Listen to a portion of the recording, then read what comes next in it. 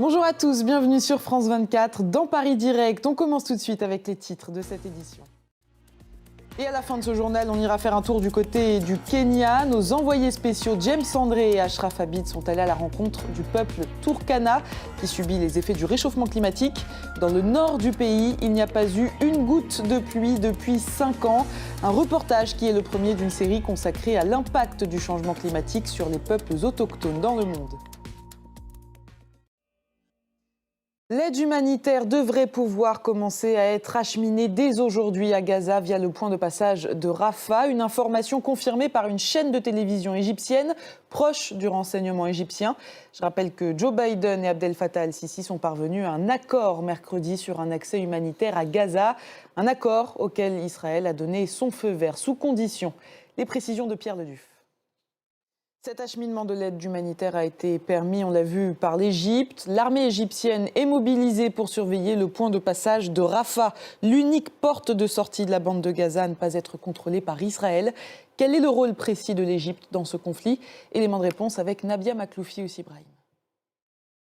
Une aide humanitaire, mais peut-être aussi une offensive terrestre qui attendrait Gaza. C'est en tout cas ce qu'a laissé entendre le ministre israélien de la Défense.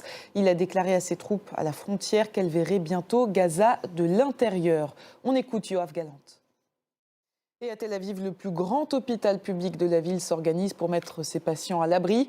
Il a été construit en 2006, pendant la deuxième guerre du Liban, pour pouvoir continuer à soigner la population en temps de guerre. Nos envoyés spéciaux Pauline Godard et Amal Al-Hamidawi ont pu visiter l'hôpital Irilov. Une aide sans précédent pour Israël, c'est ce qu'a promis Joe Biden dans une allocution télévisée. À plusieurs reprises dans son discours, il a comparé la guerre entre Israël et le Hamas à celle qui oppose la Russie à l'Ukraine. Et on rejoint tout de suite notre correspondant à Washington, Mathieu Mabin. Bonjour Mathieu. Son discours à Joe Biden a été étonnamment très axé sur l'Ukraine. Merci Mathieu Mabin pour toutes ces précisions. Cette guerre au Proche-Orient a suscité de nombreuses manifestations dans le monde. C'était le cas hier à Paris. Un rassemblement pro-palestinien interdit par les autorités a été organisé.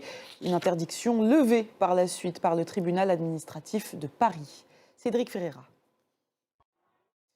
On reste en France avec la tempête Aline qui menace le sud-est. Les Alpes-Maritimes ont été placées en vigilance rouge, pluie, inondation.